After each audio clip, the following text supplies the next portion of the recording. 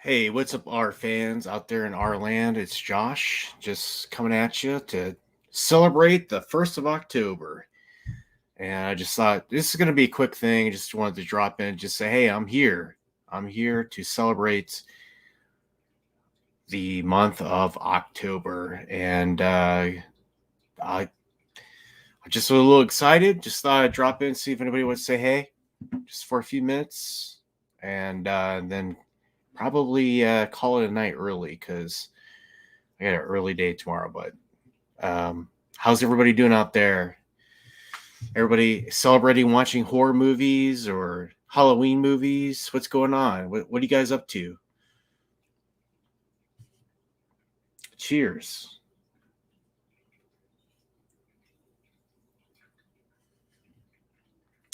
If you're out there and you've never chimed in, don't be afraid to, don't be shy. Just jump on in and just say, hey, what's going on? What's up, R rated? I was just watching, as you can see over here, Halloween. Gonna finish that up, and then I'm gonna watch Halloween 2, and then I guess go to bed. But what have you guys been watching? What do you guys out there, all you horror fans out there are watching? What have you guys been watching today to get your night kicked off? You can see my pumpkin over here. I just got my pumpkin a couple days ago, so I'm looking forward to carving that. And I gotta get a Halloween costume together for my uh, fourth annual Halloween costume party at my place of work. Thinking I think I might do like a Scream thing, or I don't know. I'm not really sure yet. I've visited the local Spirit Halloween a couple times to kind of get some ideas. So I'm open to any suggestions if anybody has any suggestions for a good Halloween costume this year. Something within reason. I'm not trying to spend a ton of money, but you know, maybe I'll do Ghostface. Maybe I'll do Jason. Maybe I'll do, I don't know. I was thinking about maybe doing like something from, I don't know, Squid Game, maybe like they do with the black mask and the hood, or maybe, I don't know. Who knows? Just maybe I'll do a pirate with an eye patch, an old favorite. But are you guys like getting excited for the next Halloween movie? Halloween Ends. I'm kind of stoked for it. I think me and some friends are gonna go see it when it comes out. You know, why not? It's the end of a trilogy. So I've seen everyone. 2018, I saw Halloween Kills. I've seen them all in the theater when they came out opening night, and I'm not planning on breaking that tradition. So anybody out there planning to see Halloween Ends on? I think it's the 14th opening night. I always like to see the first showing too. Like I want to be in the seat, ready to go. I want to be one of the first people to see it. Um, so yeah, I've got mixed feelings about the recent, you know, Blumhouse David Gordon Green series, but it's not been completely horrible. I think there's been a lot of great things to celebrate about. I mean, it's just great seeing Michael Myers and The Shape on screen again, and I'm gonna go do it again in about 2 weeks. So yeah. Anybody out there? Anybody hanging out on a Saturday night, not doing anything special? Want to jump in and chit chat for a little bit? It's weird because I was just watching Halloween 1978's Carpenter's Halloween for the first time in 4K. So I've it's interesting to see everything really detailed. It's still the same movie, but every time I watch it, I always catch something new, and the details are always, you can always see the palm trees in the background in more detail or something, But um, yeah, it's a little bit different experience, but I still love the movie. Obviously, it's always going to be one of my favorites. But the more I see it, and the older I get, and the more movies I see, and the more I learn about cinema and everything, like the more I watch this movie, I'm like, wow, this is just a simple slasher. It's really, really not complicated at all. And it's not, sophisticated in any way. And, it's interesting to see a lot of the same sort of tropes that were, I mean, so many movies copied this. So, you go like if you're an 80s slasher fan like me and you've seen a lot of them, like you see how they've copied this movie and they go back and watch this movie again, you see how like, you know, basic it is. Like the basic formula is there. People just kind of repackaged it or whatever to call it something else. And I guess the real simple idea was there and they just kind of took it and made it their own. And I think it's just shows how like fucking fantastic Halloween is, Um, but it's just such a basic movie. Just like when you go back and watch A New Hope, George Lucas, the original Star Wars movie, is really just a really simple, basic movie that's dressed up in like, sci-fi costumes, sets, but it's just a really simple movie, like special effects really kind of like made that movie a groundbreaking thing, but it's just like a really simple movie. And that's what this movie is too. And this movie had some groundbreaking things of its own, but you know, it's on another, a lower level sort of basic movie, but it just goes to show you that it doesn't, simple storytelling, simple, applications of filmmaking with a little innovation here or there and taking a new idea, bringing it out to the public and really, make a long lasting impression on people. So, you know, it's interesting when you go back and watch this every year. It's a new experience, kind of not every year, but every couple of years or whatever. As I get older and I rewatch it, I'm like, wow, I just see it a little bit different, and I'm like, it gets compressed down into this thing where you're like, oh, I kind of get it, I like seeing it more for the simple sort of filmmaking process movie that it was versus like this glorious, amazing, groundbreaking thing. It was just a simple thing. This guy had an idea and they edited it into a perfect little package at the right time kind of thing. So super cool, man. It's always fun to rewatch Halloween, and it'd be fun to like, I would like to do a video. Well, I'm not going to give my idea away. I'm not going to give my idea. I have an idea for a video that would be really cool. That would just kind of like break down and simplify the idea of the movie and present it in a way that people maybe hadn't seen it before. Like, like an investigation on a, not really a commentary or like a I don't know, like not like a I like there's so many of these like channels out there that like do the simple like sort of like reviews and stuff, but and I get that because that's like really easily digestible, but it'd be really interesting to see a video made about an old movie like this that's like highly regarded, just kind of broken down into fundamentals. That I thought would be interesting. That's an idea I had while I was watching it. Maybe I'll do that, but we'll see. I haven't been super like motivated to do like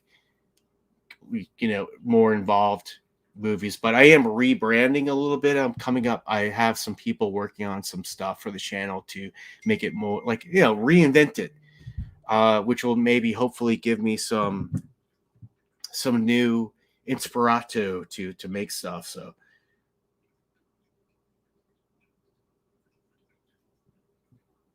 but what are people doing tonight? What are you guys up to on your Saturday night? First night of October, Saturday, October 1st, 2022. And what are you guys doing? How are you guys fucking celebrating tonight? Like, what are you guys up to? Are you watching, catching up on any good series? Are you watching Dahmer? Are you watching Chucky season 1? Are you watching you know, Hubie Halloween. What's your thoughts on Hubie Halloween, the fucking Adam Sandler movie? Like, my girlfriend and I watched that last year. We are like, this is a stupid movie, but it's very Halloween, which I can. It's almost, like I almost kind of want to watch it just for the Halloween background stuff. Like I get the appeal of the movie, but I don't know if it's gonna like be a Halloween classic. It could be, like 10, 20 years from now, it could be a Halloween classic. But what are your movies that you guys watch? You have to watch in October leading up to Halloween. Like, there's one for me that I can tell you specifically that I have to watch. If I don't watch it, it's not October/Halloween season. Like, I've been watching it since I was a little kid. So like for me, when I watch it, it's like officially Halloween season. So it's huge for me. I love it. It's just, it might not be what you think. Trekopedia says, so much of a bummer. Warner Brothers won't license the Elm Streets movies to Scream Factory. Well, that's a money thing, I'm sure. They're protecting an asset. They want to at some point milk it for everything it's worth, right? I mean, that's why we got Jason X. They were like, we have to make a movie on this IP every like a couple of years to keep it our own. We know Jason versus Freddy's coming up, or Freddy versus Jason coming up. So let's just make a squeeze in, like a little movie here and keep the franchise alive and keep owning the rights. And I'm sure that's what Warner Brothers is doing. I just put out, I tweeted out just like last week. I tweeted to Robert Englund. I'm like, dude, one more, just squeeze out one more as Freddy, please. We need it so bad. Like, it would be amazing. But keeps saying he's too old. He wants to pass the baton, but I think he's got, I mean, look, with everything that fucking cinema and movies can do nowadays, it's like, you could, like, it'd be really easy for Robert Englund to get into makeup. You could have some stunt doubles or whatever you needed, do a little CGI, tickle here or there, and you got another Freddy movie. I'm like, we need one more good Freddy movie with Robert Englund before he retires for sure, because it just seems like common sense to me. I'm just saying,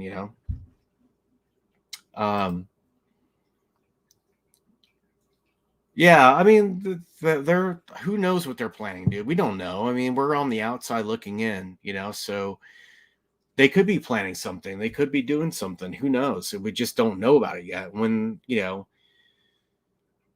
weird thing is Freddy, is like, Jason is timeless because it's a really simple concept, but Freddy had some weird kinky shit going on there. So I think they might be a little timid, a little afraid to bring Freddy out, with today's social climate, with a lot of non-acceptance of concepts and ideas for movies. Like, what are we gonna do with Freddy? I mean, he can't be Freddy. Like, obviously, like the Freddy remake that came out in 2012 or whatever.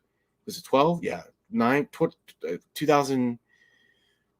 It was like 2010, I think, or something like that. Like, that was a bomb. It was terrible. Like it. I don't really think anybody warmed up to that version of Freddy yet. Anyway, you can't take the personality out of. It has to be Freddy's personality. I mean, watch Freddy's Nightmares. That's what it ended up being. Like in the 90s or whatever. I think you could strip it down. I think if you go back to Nightmare 1 and strip it down, get Robert Englund in there and strip it down to the basics of Nightmare 1, which is less comical and stuff, but more nightmare fueled. You could pull something off. If you had a good screenwriter and a good director, you could probably do that. But who knows? I'm just saying, I put it out there for the whole world to see. I'm like, give us one more great Freddy with Robert Englund. But my friends and I said they should do anime movies of Elm Street and Robert Englund. I don't. I think people who are in the anime, like, they want to see everything animated. You know, I guess you could do a Freddy cartoon and make it cool. I would be down to watch it, man. Like, why not? Anything more that I get of Freddy would be, good. But I mean, I'm saying, like, put all their effort into, like, get Robert Englund now, because it's gonna be too late real soon. He's like heavy into the horror con circuit. I mean, if he did another Freddy movie and they did it right. Sorry about my camera there. If they did it right, that dude, I mean, can you imagine the next 2, 3, 4 years of cons? I mean, he would make fucking bank, dude. And dudettes, he would make a lot of money fucking doing Freddy. Like, if he came back as Freddy and there was like a swarm of, like, fan frenzy over it, and then he did cons, I mean, he would make so much money doing autographs and signing off on NECA figures and all that stuff. Like, it would be nuts. So, would it be good? I don't know, but I'd be down for the old college try. You know what I mean? Dream Warriors is my favorite, and they have tons of unmade scripts. So I say do anime versions. Oh, well, if it happens, that'd be cool. Dream Warriors is, I think, part 3 really is, I think, a benchmark for the series. I like 1 and 2, I think, more than 3 or 4. I used to like Dream Warriors probably the best when I was younger, but as I've gotten older, I actually really like 1 and 2 probably the best. 2 is like, I know everybody shits on 2 because it breaks the rules and all that, but like, I think it's like the most kinky, weird. It was artistic. There was a lot of pain and anguish, very nightmarish, but also like the peak pop culture of the 80s. Like, I think it kind of like came off as like the best Freddy movie. Like, I really love 2. It's funny. Like, you watch it with your friends, you just fucking laugh. And it's not trying to really be funny. So that makes it super special in my eyes. But, to each their own. I get 3 is really good, and 4 is like a close following behind that. But the first one really is a trendsetter, and also a very simple slasher movie and stuff in its own way. This really fucking bootstrap movie. But yeah, John Saxon's gone. Maybe they could do like a John Saxon, like the way that they did Halloween Kills with like fucking Loomis, just a cameo with a guy in makeup or something would be kind of cool, as long as it's not CGI'd. And I'd love to see Robert do more nightmare stuff. Yeah, before he can't. Yeah, I mean, like, dude, he's got to know. I think he's got probably. I mean, my idea is he's probably got 1 in there. He's probably like just probably waiting for the ultimate offer he can't refuse. Like, oh, we're gonna offer you this amount of money, and you have, he can't say no, kind of thing. But who knows? He says he doesn't want to do it, but I think he's probably got 1 bullet left in the chamber. Why is Nightmare 4 not on HBO Max? Is that due to I don't know. I don't know. It could be that they didn't want to spend the money. Maybe they want to just blow the money for the rights on the one movie that they knew everybody watched. Maybe the studio wasn't willing to give it to them. Maybe they licensed it out to another streaming service instead. Who knows, man? It does annoy me, like, it does annoy me that these streaming services like can't be consistent, like, but it's all about money at the end of the day. We know that's true. I mean, you can't deny that. Yeah, that's a lie, dude. That's a fucking. I mean, I don't. Okay, I'm not saying it's a lie, because a lie is a harsh word, but it's a misdirect. I think that he probably gets asked that question so much that he's probably like, I can't do it. My hand's too tired. I don't know, whatever, to get people to go, oh, okay. Like, that to me makes sense as an answer that Robert England would say that, because then they go, it's disarming, because then they go, oh, okay, they're not going to pester him over something that's going to be a physical ailment. But I mean, those gloves don't weigh 100 pounds. They weigh, you know, maybe the glove weighs, you know, 2 pounds at the most. I mean, you can't raise your hand up and go like this in one shot, maybe 3 shots in the movie. Like most of the time, his hands down by his side, and then when he's got a line to say, he goes, "Gotcha, bitch," or whatever. I mean, that takes like 3 seconds. I mean, that's a bullshit line to me. That I don't buy it. But he wants to not, he has to say something that's going to appease the fan as table, and also not make him look like he's hiding something. So, he's going to say, oh, if he says, oh, hey, it's a physical ailment, then they're not going to pursue it any further, because they're not going to push somebody who's got something going on there. That's just my opinion, but I don't know. What the fuck do I know? I'm a dude sitting in a nerd cave. I don't know anything. I'm not what's his name? Malfunction or whatever. Sean, whatever his name is, like the guy who actually hangs out with the celebrities and talks to them and is best friends with them. Like, that's not me. I don't know. I can only guess. Yeah, 4 is only one not on. Yeah, I have HBO Max. But I don't look for those movies on there because I have them all on Blu-ray, so I just watch them and whatever. But um, you know, I don't know. Who knows, man? HBO is weird. They don't really give a shit. Like they're busy moving their agenda along, like they're trying to trailblaze, and while they're just trying to give people a back catalog of crap they think they might watch. So they probably were like, we got to get some Halloween shit in here. It's like back in like, I'm sure back in like April, they're like, all right, so we got to get some stuff ready for October. What's it going to be? What's available? Well, we've got, Nightmare 1, 2, 3, and 5 or whatever. All right, spend this X amount of money on that and get it in there because we need to have Halloween movies ready. It's that kind of thing. It's like they probably don't think that people are going to be like pissed off that, Friday 4 is not in the lineup, because not Friday 4, I'm sorry. Freddy, Nightmare on Elm Street 4 is not in there because everybody's already got the fucking Blu-ray anyway. I think that people just, like horror fans that actually seek that shit out, they just look for it on streaming just for the convenience of not having to whip out the Blu-ray and like fire up the Blu-ray player. That's how I am anyway. But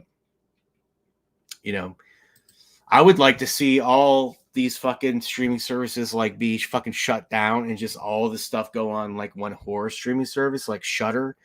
Like they should just like market all the old, anything from like before 2000, like give Shudder like an excellent deal on like streaming those movies, and then get a cut of the streaming cost, so if it's like $6, $7, $8, whatever, all these like studios get a cut of that, and they just have it all in one place.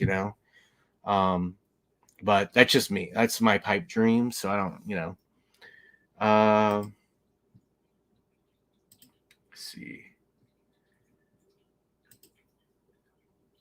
exactly. Friday the 13th movies aren't. Yeah, I mean, I was like kind of pissed about that because I pay for Paramount Plus. I'm like, your Paramount Plus, you don't even have like Friday the 13th movies on there. Like all of them that were produced by Paramount, like should be on there on demand all the fucking time. Like whenever I fucking want, I should be able to watch Friday the 13th Part 4. Like, how is that not on there? Because it's a Paramount produced movie, but they've licensed that shit out to whatever, some exclusive deal to some other in the down season. I'm guessing, like maybe they'll come back on there. They probably drop off, come back on. I don't know what market share like these streaming services have. Like what market share is like horror fans, like the diehard people. Because I'm guessing that most people who subscribe aren't. I don't know. Maybe they are, but I'm assuming that most people that pay the premium price aren't horror fans. But I don't know. I mean, I hooked up with Hulu just to watch fucking Chucky. You know what I mean? Like, so I don't know. I could be completely wrong. I don't know shit from Shinola. You know what I mean?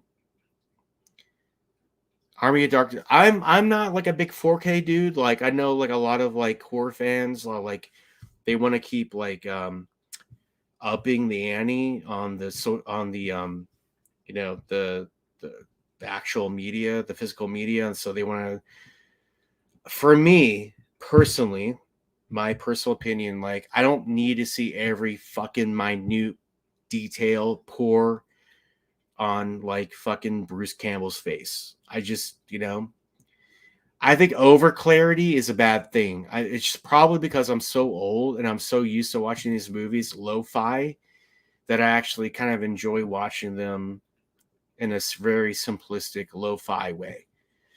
I don't want to see. I mean, I get it. You want to like see details in the background you never saw before. You want to know the movie better. But then also like there's this weird thing that happens to movies when they get bumped up to a new version of the high def version of the movie where it becomes like the freight rate becomes faster and everything's really smooth and it becomes it looks almost too modern for my tastes. And then I'm like focused on like a freckle on somebody's face. I'm like, that I don't know. Because it takes me out of the story, I guess. I don't like it too much, but I'm trying it out. I'm like, I was watching Halloween, on a 4K TV on a Blu-ray for the first time tonight. I'm seeing shit in the background I've never seen before. But I mean, how now there's 8K TVs? Like, what are we gonna see? Like somebody's fucking DNA? Like, are we gonna see their fucking chromosomes and their fucking pupil and shit? Like, I don't know how like far we need to go with it. Like I am into the story and the experience. I'm not into necessarily seeing every minute detail that could possibly ever be found. Like I don't need to watch Evil Dead through the Hubble Space Telescope. You know what I mean? Like I just need to see the movie. I need to experience it. That's all. I like to experience it the way it was most. I mean, I go to the drive-in and watch movies, which is like the most. I mean, me and my friend Dan Donnelly, who started my podcast with me, like, we went and saw we went to Slasher Fest at Mahoney Drive-In. And like one of the movies was like an original 35 millimeter print. And that print was so fucking jacked. It was like everything was just hues of orange. It was just like orange. I was like, dude, I was like turning, I was like, dude, I feel like I'm watching this movie through. I feel like somebody squirted orange sherbet in my eyes. So like it's all orange and shit, but we still enjoyed it because it's like, I don't care about high definition. I care about an experience that I could take away something from it. So that's just me. But if everybody get, I know I have like friends in the horror community that are really hardcore about 4K. As soon as like they release everything in 4K, it's a sea of those black cases that say 4K on them. And they're already releasing the 8K TVs. What are they going to do? 10 years from now, they're going to be releasing 8K TVs while they're fucking going to come up with like the Google glasses fucking everywhere. Like you watch everything through shades and it's right in front of you. And that's going to be 16K or whatever. And then they're going to be marketing. It's always chasing a new dragon, and I just don't care that much. I just want to watch the movie, I could watch Halloween on a DVD for fuck's sake and be happy. I could watch it on AMC on cable and be happy, because I just want to enjoy the movie. But that's just me. So, but I am trying to adapt, and I'm buying these Blu-rays and 4Ks and shit and watching it and just go, oh fuck, that's weird. It looks weird. It looks different. Like I was watching 4K fucking Halloween tonight. I see the leaf blow by, and you're like, holy shit! Like those leaves are like super crisp and clear, and like I don't know. And you just never noticed them before. They were just elements in the background, but now they're so clean. You're like, holy shit. You're like, you can see like the fucking fabric in her jeans and shit when she's running. It's like, oh god damn. But are those the details that I want to be focused on? Not really. I want to be focused on the story. Over Clarity, aka Sleepaway Camp, on Blu-ray, where it's not Angela with the curling iron. Oh yeah, well that everybody kind of knew that anyway. Where it's Kirsten. And so basically the story behind that is that Felissa Rose's mom didn't want her to do certain scenes to protect her because she was young. And so the way that Robert Hiltzik, the director, worked around that was they had Jonathan Tiersten, who plays Ricky in the movie, do certain scenes as Angela. So, they had him like in silhouette where he's got like a wig on, but you can tell it's a guy. And certain hand shots where he's got the knife and he's got the curling iron stuff, like, pulling the chair under out from the cook, you can tell, but I mean, you could always tell. So it doesn't really make it. I think over clarity on that thing would not really make that big of a difference, like probably just make it more funny, but it was always, you could always tell that was part of the fondness of the weirdness of the movie. But I love Sleepaway Camp. I would love to watch a super high def over clarity version of that movie just because, it'd probably just be fucking gnarly or whatever. But thank you. I never knew. Really cool. We showed my friends Sleepaway Camp. Yeah, I mean that movie just keeps. It's the fucking gift that keeps on giving, right? It's so. The more people it finds, it's like viral. It's like viral in its own way because the more people it finds, the more people go, you got to see this fucking weird, stupid, like ridiculous, goofy ass movie. Like you'll never see another movie like this thing ever. Like, that's why I love it because it's so incredibly unique. Um, in its own, like it's just what the fuck was Robert Hiltzik thinking kind of thing. And like all these people came together in this like weird little camp and made this movie. And it's so amazing. Because it's unaware of itself. It's just, you can't do that anymore. It's over. Like those days are gone. You can't make a slasher movie like that anymore. And that's why it's so special. I think it keeps moving on from generation to generation because it's so weird.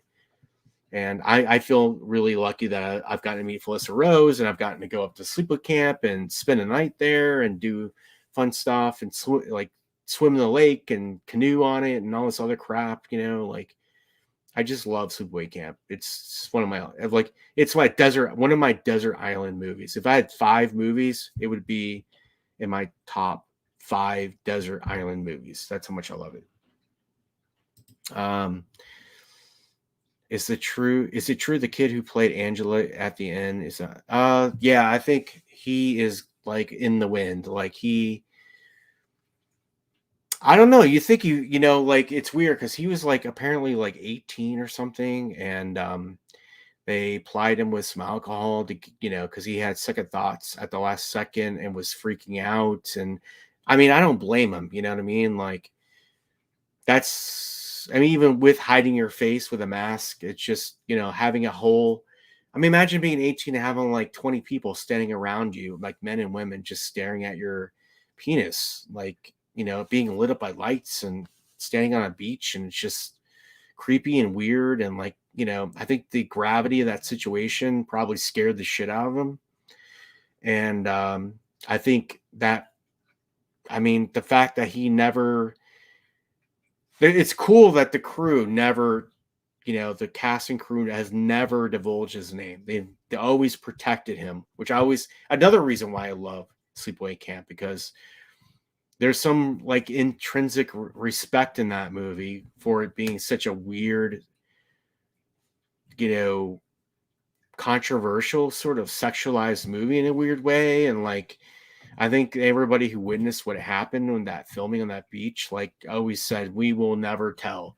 So it's never leaked out who that person was. And that person, you would think, well, they're probably in their, let me do some math. I don't math well.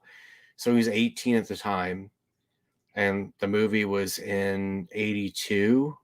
So it was 40 years ago. So that person is 58 years old.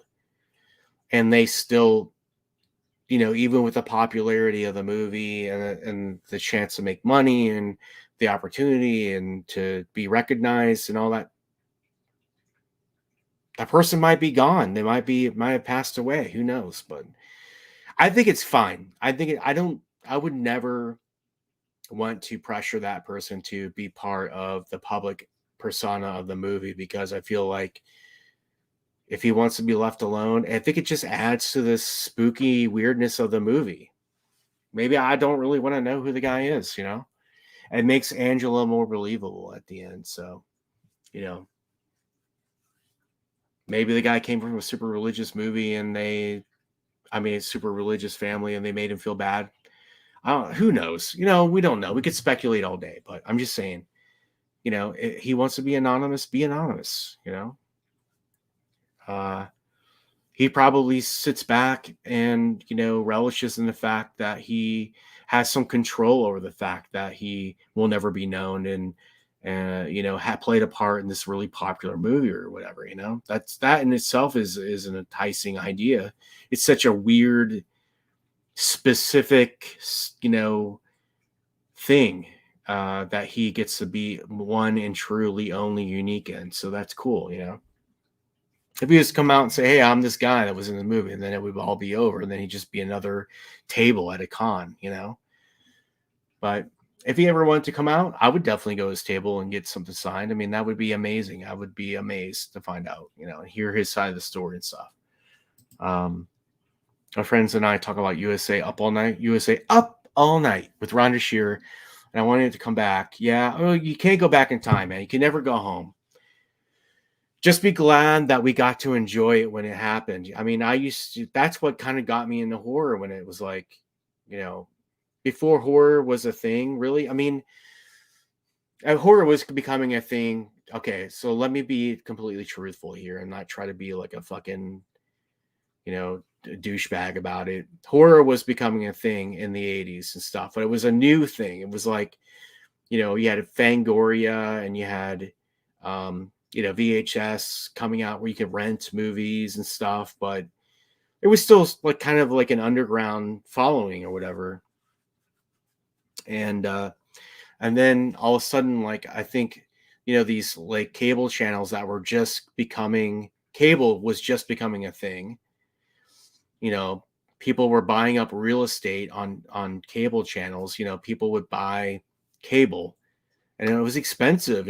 So these like USA would come out, they would play James Bond movies or whatever all day, like the stuff that people really liked, and they were like, okay, we got, everybody goes to bed at 9-10 o'clock at night, we got all this dead air, like let's figure out like how to cater to people that are who's gonna fill up these time slots, who's gonna be watching at these time slots at night. And so they started coming up with like Joe Bob Briggs and Rhonda Shear and Gilbert Gottfried and all these different like late night, and so they had to be able to get content to play.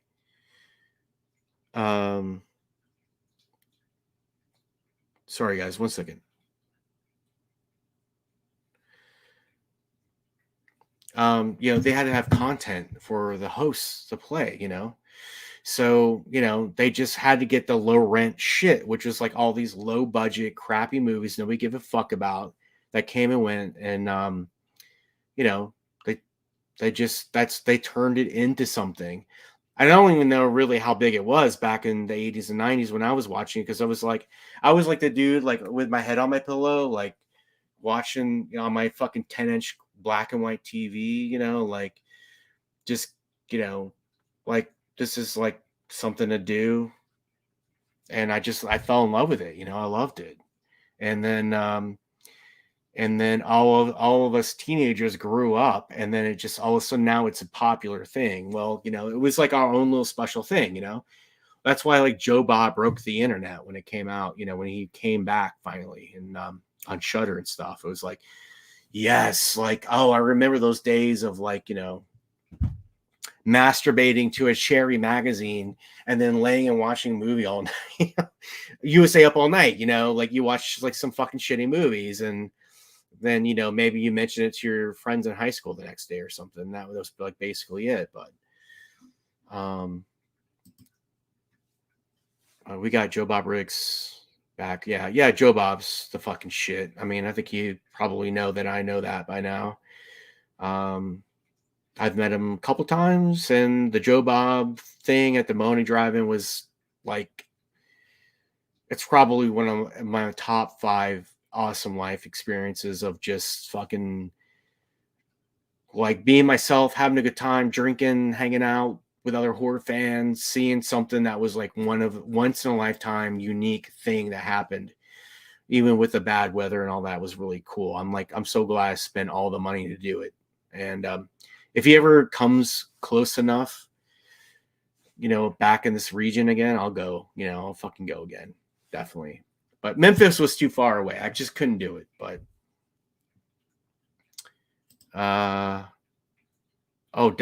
what's up, Eric? What's up, dude? What's up, man? Yeah, dude, I enjoyed your trick or our treat commentary. It was like, dude, that was like, oh man, that was like such fucking weird thing because I go on Amazon and I just always look for like under $10 DVDs or I'm sorry, under $10 Blu-rays deals, like always kind of trying to build my, my physical media and stuff. And I ordered that at some point, like a week or something ago. And I came home and it was like in a shitty bubble envelope on my porch, and I picked it up and I ripped it up and I was like, oh yeah, I remember fucking ordering it. Yeah. Finally have this. And I fucking threw it on in my fucking Blu-ray shelf. And then like fast forward like 4 hours later, I'm like going through YouTube, and of course I'm subscribed to the Death Twitch because Death Twitch is the shit, right? And I saw Trick or Treat, not Trick or Treat, not Trick or Treat, but the Anna Paquin movie. I saw like Eric did a commentary. I was like, holy shit, you got to be fucking shitting me. I'm like, wait a minute, I got that right, like.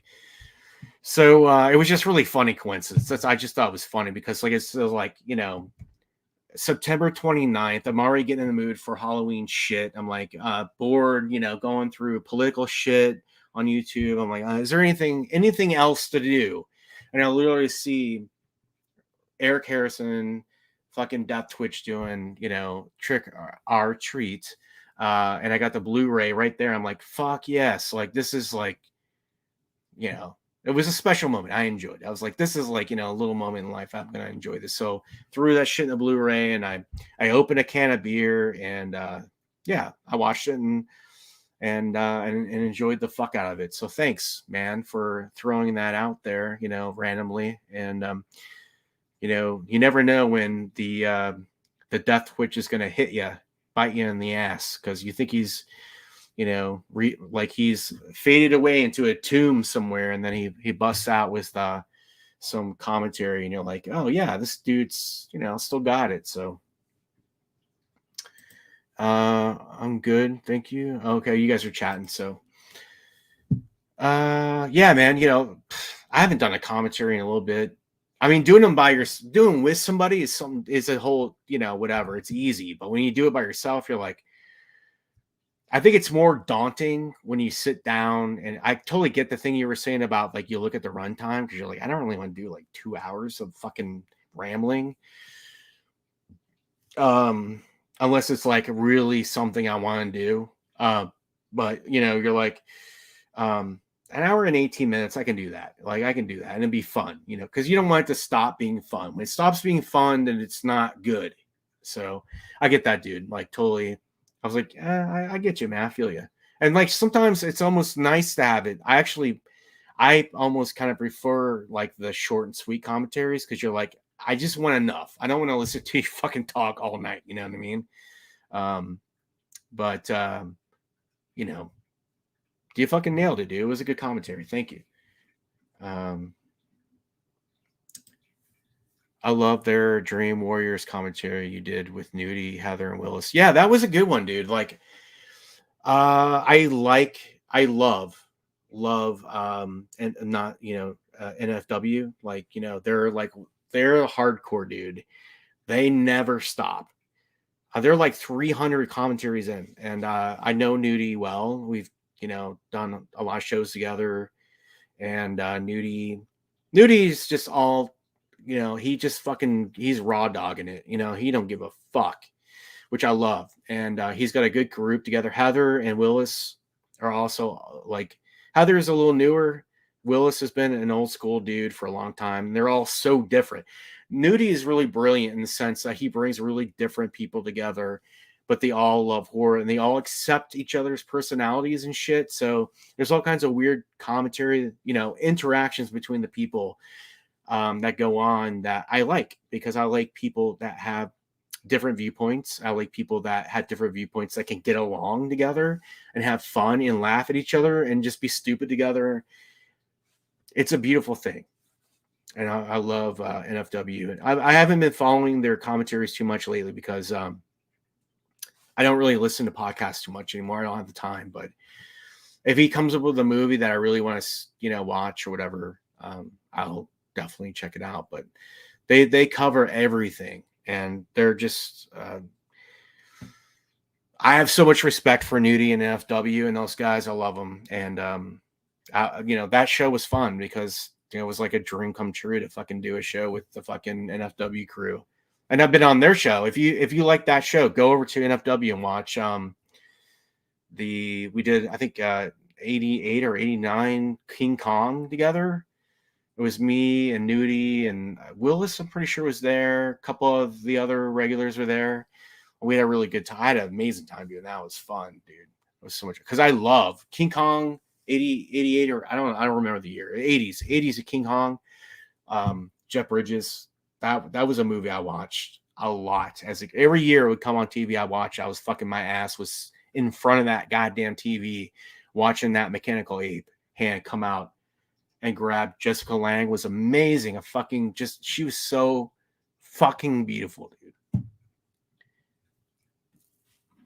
Yeah, Nudie doesn't give a shit. Yeah, Nudie, and because those guys you have to understand, those guys have been going at it for a long, long time. So they're all really good friends. So they don't hold anything, they'll hold nothing back. And they're all in a vibe. And just to crawl into that little vibe for a little while is a privilege, I think. Because they're so good.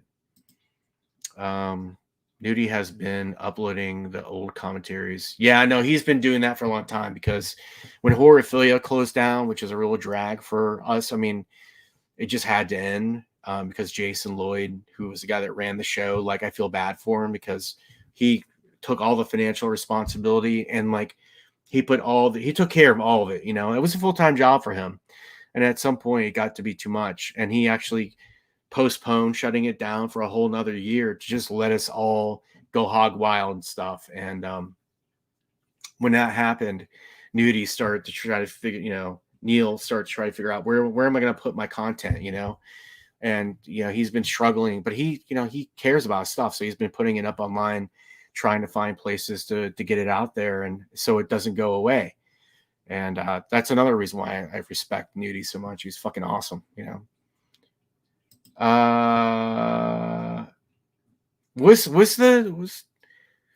are you serious? Like that was 76. It couldn't be 76, dude. There's no way.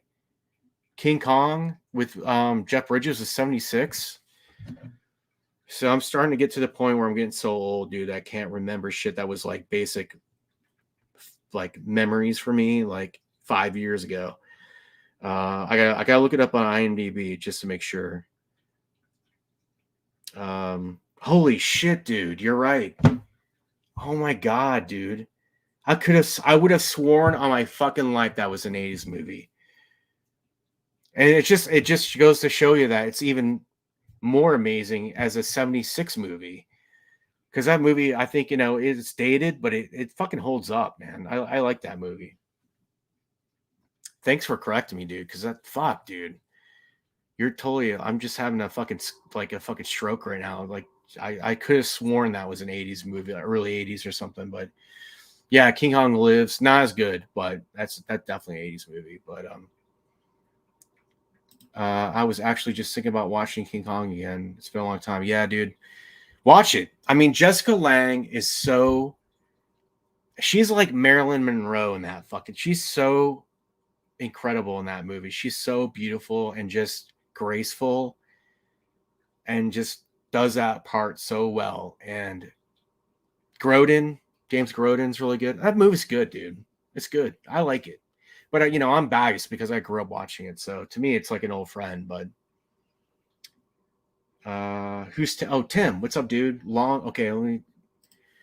Tim 87 says, long live NFW, R rated, and the Death Twitch. You are all on my constant rotation. Yes. Yes. Thank you, dude. That's, to me, that's all that matters. Really appreciate that, dude.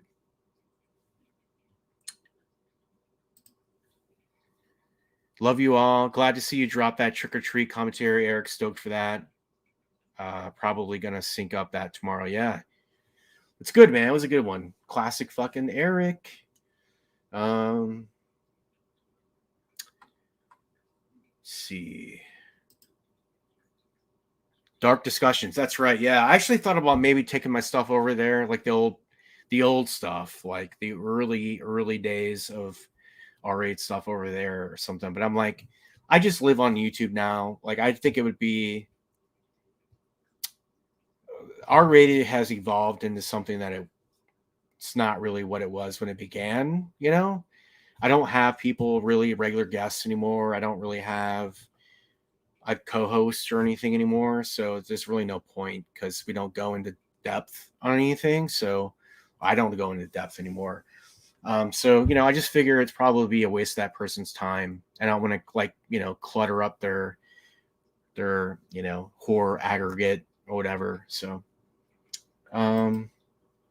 Eric has been listening and drinking with you for years. Yeah. Yeah. Me too. It's weird because like, I've been listening to, like, I was looking back at Eric's shit. And it goes back like 7, 8, 9, 10 years and shit. I'm like, I've been drinking a lot of alcohol listening to Eric Harrison. It's like, it's fucked up, dude. I think if I go into rehab, your name probably going to come up a lot. Eric watched Halloween with his mom. That's pretty cool. My mom does not like horror movies. My mom loves me for who I am. She gets it, but she doesn't get it. I think that she doesn't get it, but she loves it. She accepts me for who I am, but she goes, every now and then she'll go, I just don't understand why you are the way you are. I go, I just enjoy what I like. I embrace the things that I like. Just like you like sitting by the ocean and shooting pictures of flowers and stuff like that, you know, like that, if that makes you happy, good for you. But I love horror movies. That makes me happy. I love movies, but I specifically really love horror movies. So what's up, Dino? Always good to see you, my friend. You dropped a video, Eric? Yeah, dude. Yeah, you dropped a commentary yesterday.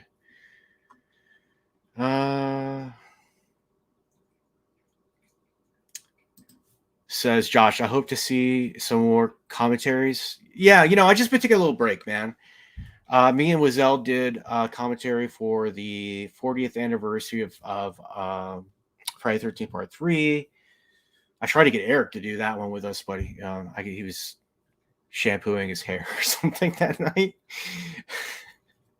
But Wazelle joined me. We had a good time. I'll do more. I just like, look, you know, it's like, if anything, Eric has shown that, like, you know, distance makes the heart grow fonder. So I don't want to overdo it.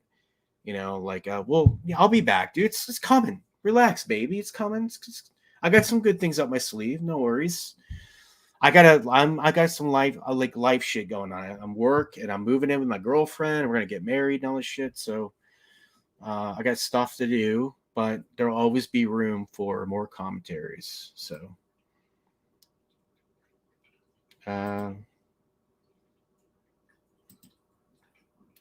she gets it, but she doesn't. Same with my mom. Yeah, you know, I mean, moms aren't, you know, Eric's lucky if he's got a mom that will sit down and watch Halloween. I don't, you know, I'll sit down and watch, you know, the fucking Bodyguard with my mom, and, you know, I'll just take that as a win. And I like The Bodyguard, but she's not gonna watch horror movies with me. She'll go, oh my God, Josh, what the, just like when I was in high school, I'd sit on the carpet in our living room and AMC would come on and they would have like a Friday the 13th marathon. She'd be, oh my God, why do you, and I just sit there and laugh. I'd be like, it's funny. I like it. It's funny. It's stupid movies, it's just ridiculous. And, that was like the edited versions, but oh my God, like turn it off. Why do you like this? Blah, blah, blah. I just like it. I don't know. It makes me happy. Where can I listen to the 40th anniversary one you did with Wazelle? You guys were awesome with the heavy metal one. Oh yeah, the heavy metal one was the first. So that was me, Wazelle, Aaron, and Zach from Revival House. And back then, Wazelle was still doing Banana Laser, and that was the first commentary I think we all did together. That was a good one, man. And I didn't even really know what I was doing. I was just like, let's just get these guys together. And I was like I was still actually trying to be like a real host at that time. So I was like trying to control it too much, I go back and listen to it. It's like really cringe because I was trying to cater, like I was trying to curate it too much instead of just let it be an organic. I had to learn how to like let shows be organic. So it's cringe for me to listen to it, but it's a good show.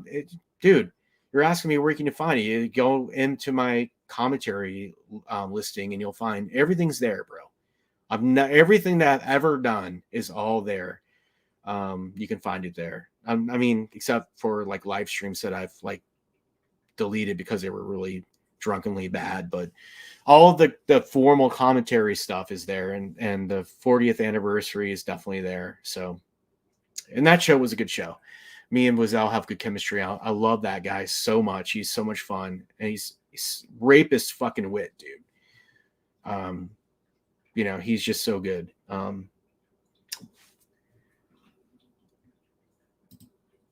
When Spike would do the Friday the 13th marathons, my grandmother would watch with me. That's cool. Yeah, you had a cool grandma. I mean, some people, they have an open mind. Some people are just narrow-minded, and some grandmas will surprise you how open-minded they are, Uh, and if your grandma's like that, that's fucking bitching, dude. Good for you. I loved my grandma. My mom's mom and I were really close. We just had a connection, and I would just sit with her and we would just like look at family photos for hours. And I just loved it. I loved spending time with her because she was salty, but she was real, There was no fake bullshit with her, which I fucking loved. And, maybe we didn't watch horror together, but we would watch soap operas. So we watched like Days of Our Lives. I would just sit there. I just enjoy spending time with her because she was fucking bitching. You're a busy man. I got a wife, 2 kids. Yeah, dude. One of the biggest feedbacks positive I get from people is that, is from fellas like you who've got a really, you've got a really, I don't want to say stressful, but you got a busy life. You got things going on. You got, responsibilities. And then like you come home and you click on like, one of my videos or something that gives you like an escapism.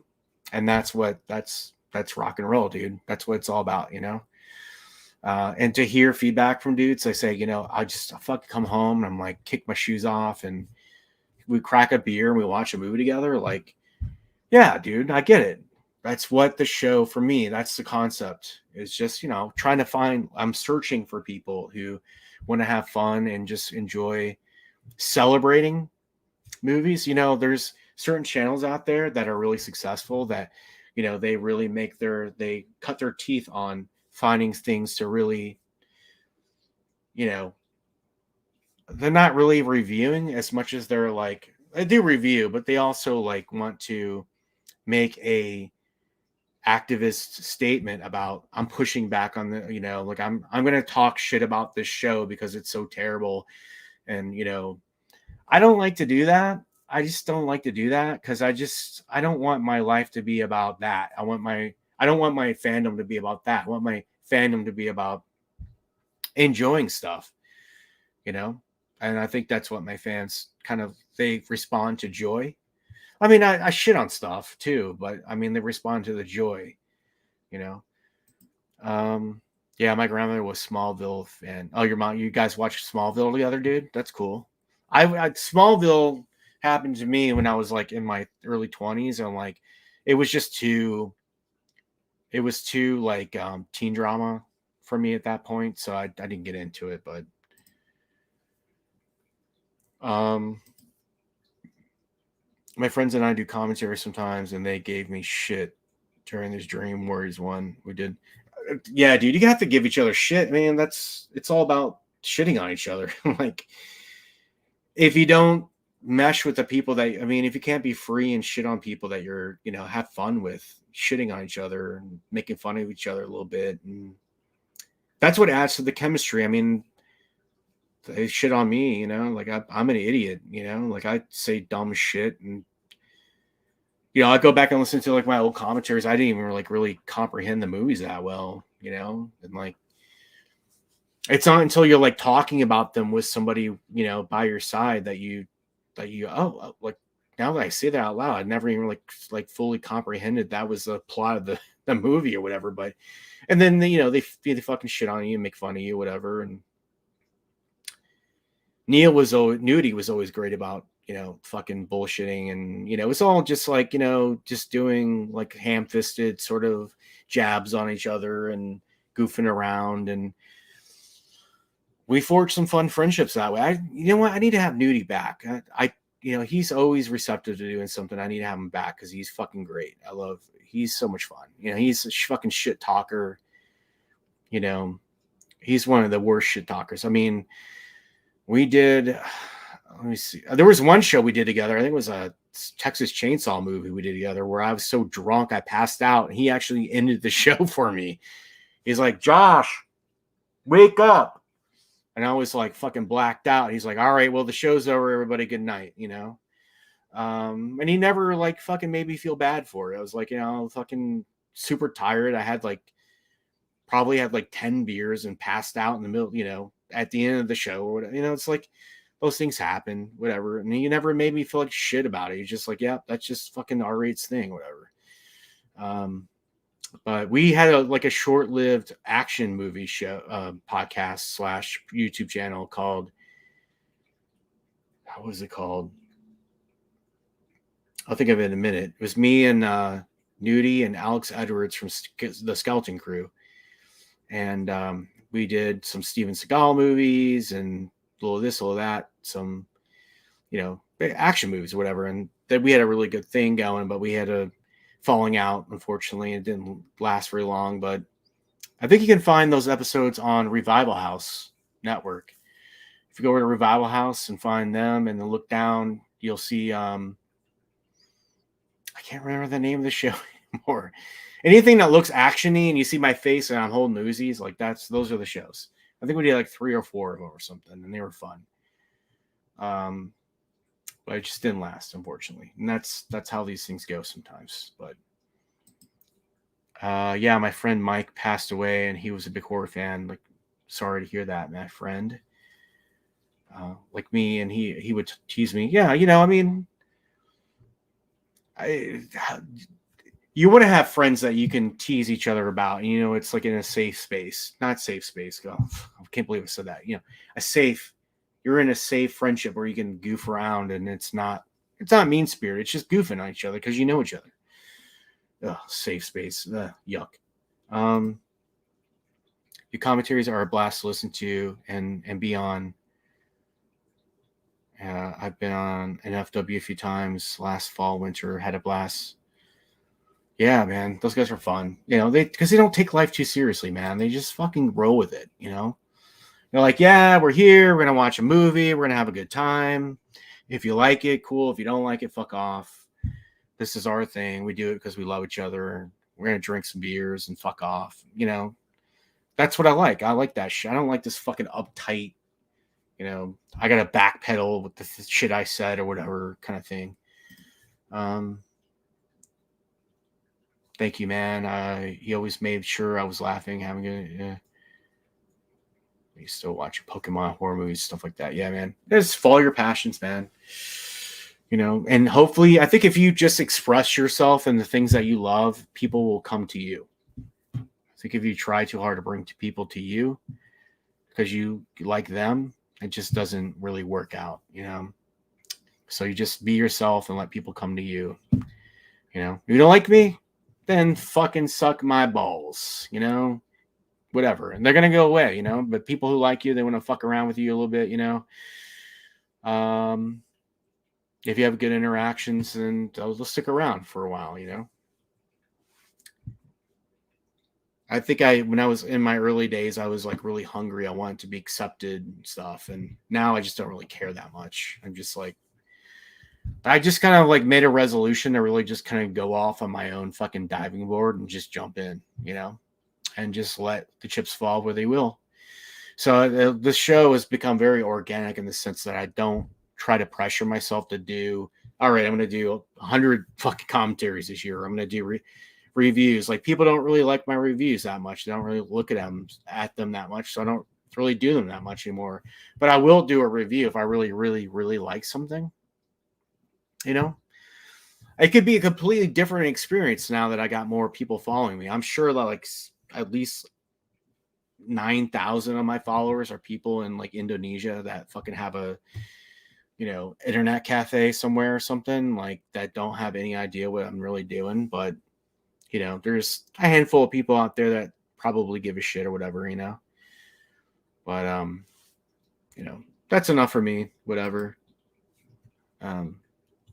Yeah, that's why I keep coming back and jumping on, trying to build the live stream thing a little bit more instead of just doing like, you know, programming, you know, like I'm going to make a video, put it up and watching my phone all day to see how many people watch it. Like, fuck it, you know, but I do have stuff I want to do. I do like, I have like location videos and stuff I want to do. And, you know, that kind of thing that I've done. I've actually filmed them and I have to like put them together, you know, but you know, the streaming thing is a new thing. I really want to like, that's what I actually enjoy, this sort of thing more in like watching movies live together than I do trying to like fabricate like a thing, you know. I think that's just the way things are shaping up in the YouTube life, you know.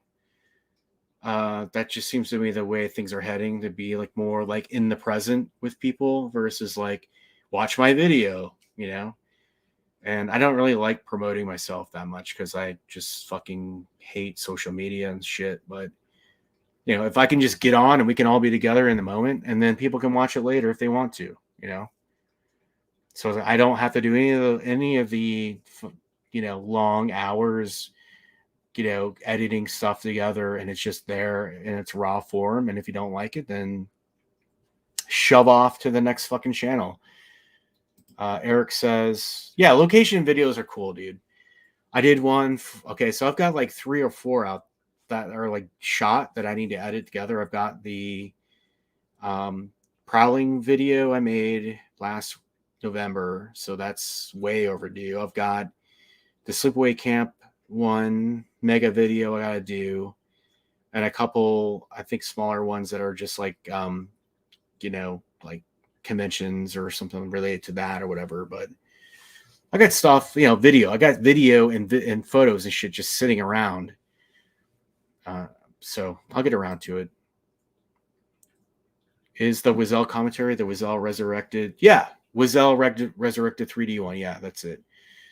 You know, I always tease him because he goes away for long, long periods of time. And then I'm like, you know, you're resurrected from the dead, you know, just give him shit, you know. Rumor is though that Wizell's going to bring back Banana Laser. They might do something. There might be an episode dropping around Halloween time, but I don't know for sure. He just mentioned that they were cooking something up, but that, you know, no guarantees. So that would be great. I would fucking jizz my pants over a new Banana Laser commentary. I'm like, dude, just do a commentary. You don't have to do a big show. Just do a commentary. That'd be enough, you know. But he's like, yeah, we'll see. I love Matt. He's, you know, he's great. What was the first Friday movie you ever watch. Mine was part 3. Uh, it was supposed to be 6, but Spike show. Okay, so mine was definitely, I think, definitely part 5, The New Beginning. I just the one that I saw that like stuck in my head the most. That was like, oh shit, like this is a thing. I like really like it, you know. Uh, my story that I've told many, many times, I'll keep it short because I don't want to bore you, is that like me and my friends in grade school, my mom was like super strict. I was not allowed to watch horror movies. And me and my friends, I had a couple friends in grade school, like third, fourth grade. And our one friend, it was Corey and Sean. And Sean's dad was like super liberal and chill and cool and everything. And he would like buy his, and they had money. So they would buy his kid like all the movies and stuff, you know. I don't think I owned a VHS until 1989 Batman. My first VHS was 1989 Batman that Christmas. Okay, so I had no fucking, you know, unless it was like a VHS my grandma copied for me, I didn't have anything to watch except for, you know, HBO or whatever. But so I had no access to horror movies and stuff, but it was like really popular in the 80s. So Sean would bring the movies, the VHS into school, and he would bring his Fangoria and stuff in, and we would just he was like lend it out to us, and I would take home a magazine and like 2 Freddy movies, and I would watch them before my mom got home from work because I had a single mom, so she would work. You know, I'd get home from school around 2:30, and then I would have until like 5 o'clock to watch a movie and like flip through a Fangoria, and then I would just like put them in my book bag or whatever. And then after I watched them, that, you know, I go, hey, you know, like, you got any more Jason movies? And he give me the Jason movies, you know, and that's how that was my introduction to Friday the 13th movies. And I'm pretty sure maybe so Friday the 13th was 1985, and I would have been 8. So, you know, it was a really good chance that my first movie was Friday the 13th Part 5, The New Beginning, and I just fucking love that movie so much. Eric says the first Friday the 13th I can remember watching as a very young child was Friday the 13th, Friday 2. Further remember the scene beginning of this kid gutter. Yeah, Jason Boots. Yeah, dude. Oh, I mean, I'd never liked the first 2 Fridays. I mean, at all for a long, long time. And then when I really started to fall in love with the franchise, I went back and watched them, and I was like, I mean, when I grew up in the 80s, it was like, if it didn't have the hockey mask, fuck it. You know what I mean? Like, they might have been proto fucking Jason, but, you know, we're going for the jugular here. We want to see the best of the best. And I had no sense of the minutia of the slasher genre. It was all about looks and blood and everything. It was no like, I didn't really get the minutia of the fucking slasher genre at all. So as I've gone back and rewatched them all, I really do love the first one and second one, and the second one especially is a really fucking fantastic movie. But yeah, it's great. Baghead Jason, fucking Jamie Steele, yeah, fucking it's a great. That movie's paced so fucking perfect, and the kills are awesome and stuff, and it's just great. The score is awesome. Looking forward to doing a double feature this weekend of your commentaries, H2 and H2 TV cut with you and Nudie and Wazell. Yeah, dude. Yeah, so we were like, we did, so we planned that. So we did, so me and Wazell did Halloween together, and then me, Wazell, and Nudie did Halloween TV cut, which I think was actually,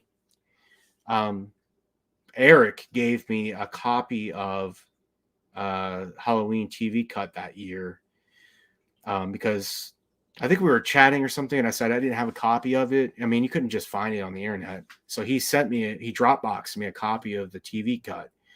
So I think what happened was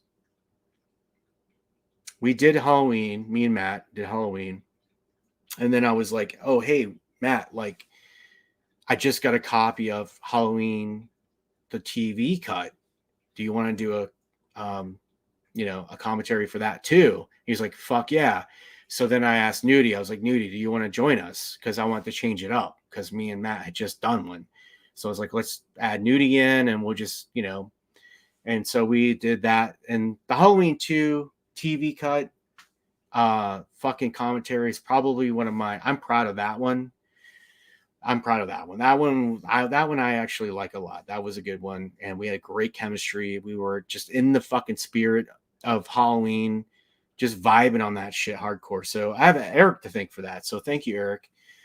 You know, for I didn't even ask Eric. Like I was like, he's like, I think you were like, you dropped, or you're like, I'm gonna do Halloween two TV cut, and then and I was like, oh shit, I don't have a copy. And you just Dropboxed it to me. I didn't even ask you for it. And that was awesome, dude. So, you know, Eric, you know, that's the cool thing about horror communities, or, you know, friends, we fucking inspire each other and shit. So that was cool, dude.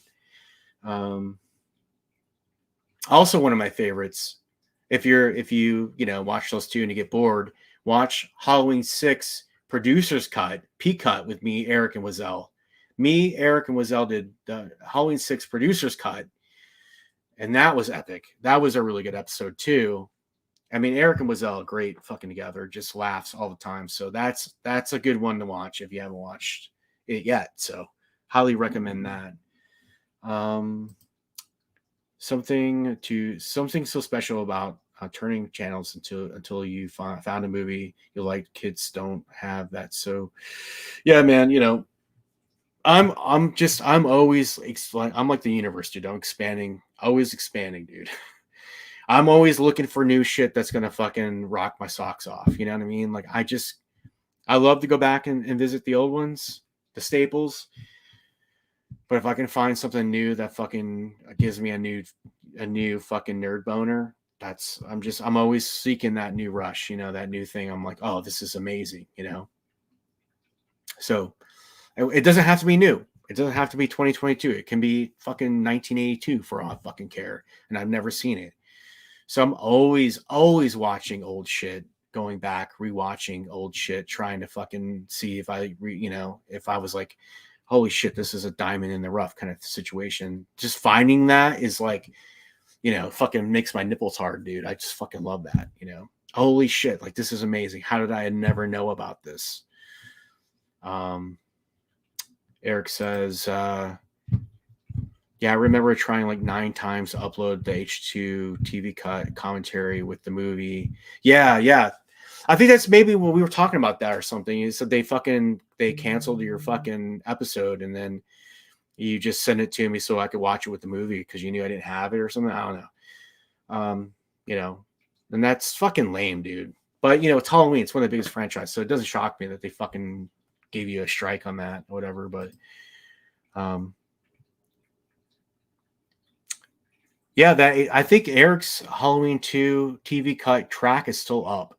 So go find it and fucking give it a like, dude, because it's a good one. You know, Eric's got good insight too. Eric's got a filmmaker brain, and you know, he goofs. It's drinking and laughing and goofing around and commentary, like just goofing around. But it's also he got insights in there and stuff. So go back and watch that one. Give it a like for sure. Heavy Metal 1980. Dude, I love Heavy Metal 1981 so much. It's just such a fucking the Lochnar and that whole fucking thing. It's just so great, dude. Like, I want to go back and rewatch Heavy Metal 2000. See, I know it's not as good, but I need to go back and revisit and see if there's something in there. Because what I've been wanting to do is get Wazell, Zach, and Aaron back and do like a reunion for Heavy Metal 2000 or something, and just fucking goof on that, who knows? Maybe we'll do it. Pretty sure Aaron and Zach would be down, and Wazell's been like more open to doing stuff again. Like we were supposed to do a 10,000 subs celebration, which I still might do, but I don't know. What are we going to talk about? You know what I mean? We just goof off for an hour or something, but I know, Wazell's down to doing stuff. He's been, responding and interested in doing stuff. So maybe I'll ask him about that. But it's so much, yeah, it's in his Drunken Terry playlist. Yeah, just go to Eric's channel, the Death Twitch, go to videos, go down to his Drunken Terry playlist, scroll down, and it's there. It's there. Also, his double feature, the fucking Sleepaway Camp 2 and 3 double feature is fun. if you want to do about 3 hours of drinking, just fucking getting, just sloppy or whatever, that's fun. You were on acid too. I think you said you were on acid did you go see like Halloween? One of your commentaries, you said you went and saw Halloween. Was it H2O you saw on acid, or was it Halloween 6? I can't remember. But that must have been a fucking trip. I actually I would have rather seen the first heavy metal on acid versus 2000, but I don't think when you're on acid, it doesn't really matter what you're watching. Terrifier 2. Yeah, man. I know. Like, I'm looking for. I like the first Terrifier because I like the. So Terrifier originated in a anthology, and I like that. And it's definitely like more lo-fi and more of like just a general idea. And then Terrifier itself, I thought was really good because it's not smart, but it's fun and it's gruesome. And there's a great scene. He's like hacksawing the girl, and I like it. I like it. And then I know Terrifier 2's got Felissa Rose in it, and it's, I'm sure they're going to be expounding on the idea, and I'm really excited to see it. So, yeah, H2O. That's what it was. Yeah, I mean, maybe you were talking about in your H2O commentary or something. I remember you saying that you were fucking tripping balls, and it was like fucking freaky as shit. Yeah, Dope and Terry. Yeah. Eric did a fucking a Dope and Terry. Fucking Acid and Terry. Acid Terry.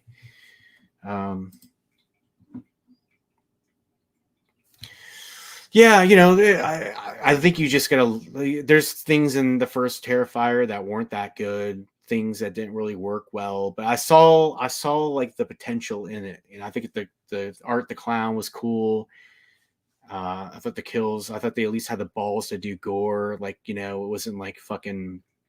They weren't cutting away from shit. They had great prosthetics and like real kills in it and shit. Real prosthetic kills and cool stuff in it. And I don't know. I liked it. I haven't watched it in a couple of years, so maybe I need to go back and revisit. One franchise I really want to do on R-rated for commentaries and stuff is the Human Centipede, like especially the first one.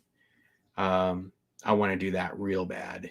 That's high on my priorities list of things to fucking do. Is like Human Centipede, like just fucking getting like really drunk and just fucking go for it,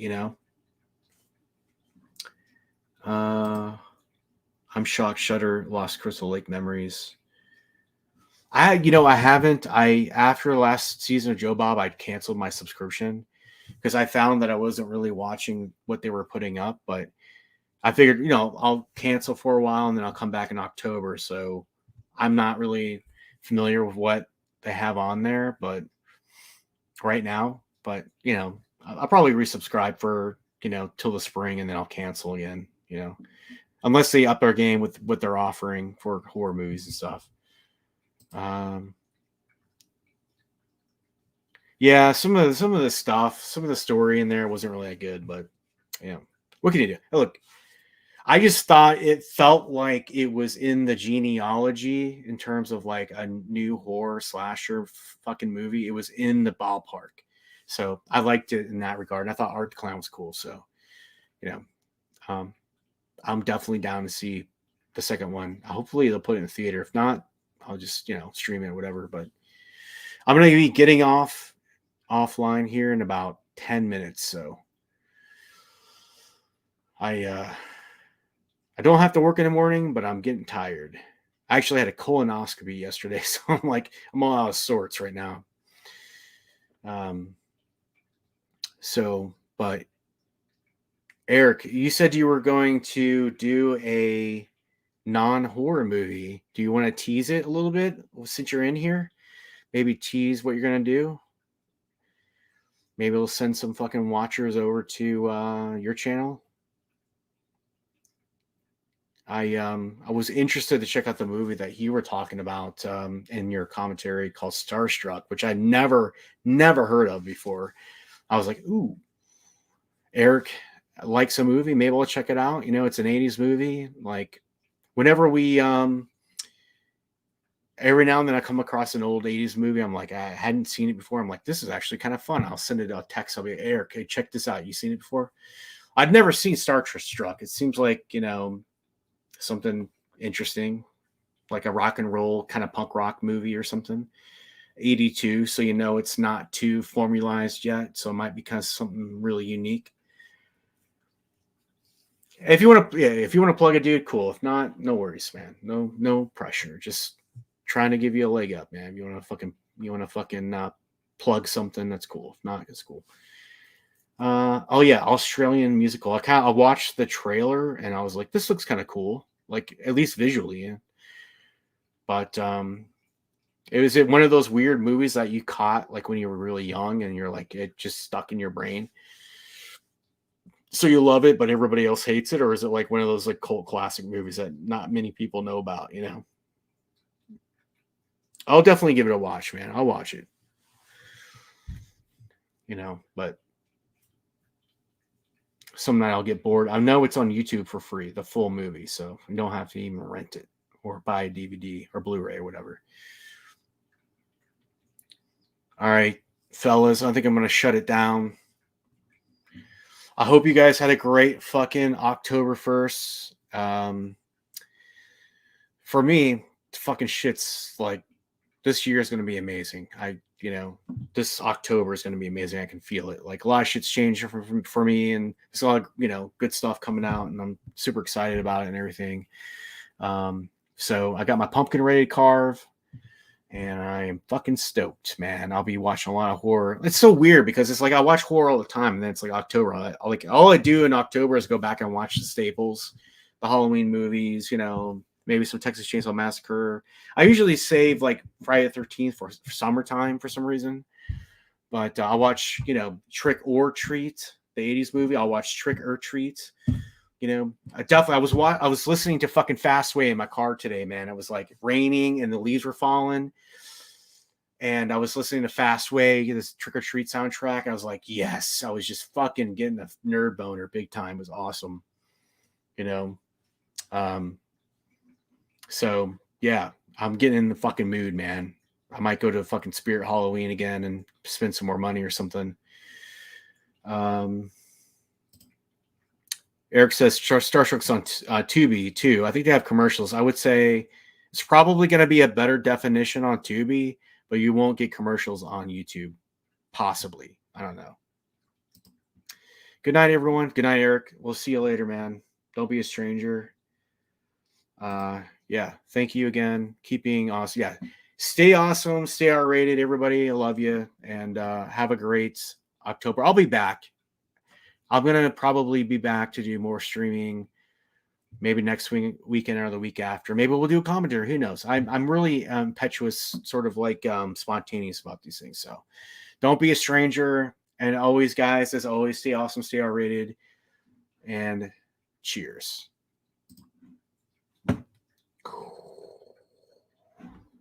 I always forget you have to hit the button twice. Later.